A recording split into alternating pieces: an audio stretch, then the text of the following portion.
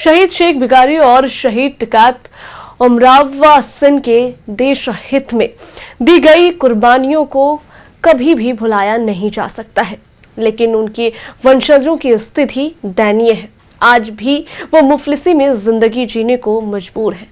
उन शहीद परिवारों तक सरकार की योजनाएं पहुंचते पहुंचते दम तोड़ देती है। इसी पर बनी एक रिपोर्ट देखिए। शहीदों की चिताओं पर लगेंगे हर बरस मेले, वतन पर मरने वालों का यही बाकी निशा होगा।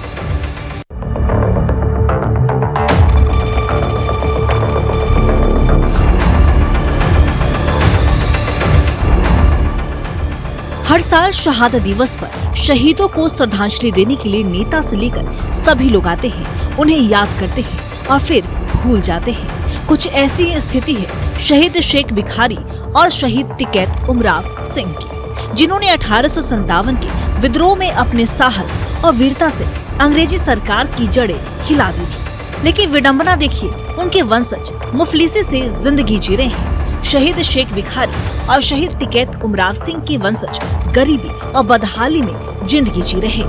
लेकिन आज तक इतने साल बीतने के बाद भी उस परिवार को सरकार ने ध्यान नहीं दिए और अभी तक भी नहीं दिए। 8 जनवरी आता है, अपना माल्यार्पण करके भाषण करके चले जाते हैं। वादा तो बहुत करते हैं, लेकिन वादा का कोई निकासन नहीं हो पाता है। परिवार की स्थिति कैसा है अभी?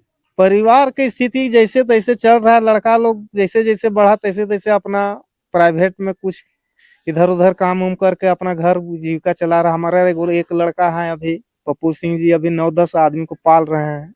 शहीद शेख भिखारी और शहीद टिकैत उमराव सिंह के वंशज सरकारी योजनाओं से वंचित, दाने दाने को मोहताज शहीद के वंशज, बेबसी और लाचारी से गुजर रही जिंदगी। शहीदों के गांव तक नहीं पहुंची सरकारी योजनाएं। हर साल 8 जनवरी को शहादत दिवस पर श्रद्धांजलि दी जाती है, लेकिन वंशजों की बदहाली नहीं बदलती। उनके वंशज कोयला ढोकर और दिहाड़ी मजदूरी कर अपने परिवार का पालन पोषण कर रहे हैं। गांव की स्थिति तो और बदहाल है, जहां पर पक्की सड़क, पीने का पानी और मकान तक की सुविधा नहीं है। आज तक तो हम लोग का ही 8 जनवरी आता है। मेरा नाम रेखा देवी है। 8 जनवरी आता है, उसके बाद में जैसा भी आप लोग आए हैं उसी तरह आते हैं। हम लोग बहुत उनसे बोलते हैं कि हम लोग कुछ नहीं चाहिए, हम लोग रोजी रोजगार भी दे दीजिए, ताकि हम लोग कमा के अच्छा से खा सके। बीमारी में, दुख दर्द में कुछ कथी खर्चा से कर सकते हैं, अच्छा से डॉक्टर के पास ले जा सकते हैं। लेकिन ऐसा है कि हम लोग कर नहीं पा रहे हैं। अगर एक बेटा कुछ कमा रहा है, 8 परिवार है, 8 परिवार के खिलाते पियाते तो 1 रुपया बचता नहीं है, तो दुख में हम लोग करेंगे क्या? तो हम लोग सरकार से ही मांग। इतने सालों से स्थिति बेहतर करने का बस आश्वासन ही मिला, लेकिन आज तक स्थिति बेहतर नहीं हो सकी। हाँ, जो शहीद का गांव है उस पर जो है कि विशेष तौर पर जो है कि जो भी सरकारी योजनाएं चीजें हैं उनको हम लोग जो है कि वर्कआउट करके लागू करने का प्रयास कर रहे हैं। और उसी के तर्ज पर जो है कि आज 6 तारीख और कल 7 तारीख को खटंगा और खुदिया में पेंशन का कैंप हमारे द्वारा से लगाया गया है। कोई भी बुजुर्ग अगर छूटे हुए होंगे तो वो जो है कि पेंशन का आवेदन भर सकते हैं। शहीदों के वंशजों को पक्का मकान, शिक्षा और रोजगार के अवसर प्रदान करने को लेकर सरकार को ठोस कदम उठाने की जरूरत है। मैं बता दूं कि 8 जनवरी को शहादत दिवस मनाया जाएगा।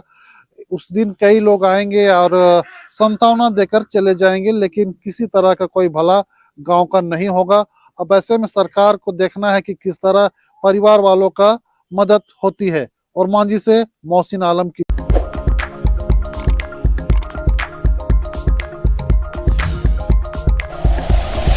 Like and share videos, subscribe करें हमारा चैनल और प्रेस करें बेल आइकॉन। News 11 भारत, सच है तो दिखेगा।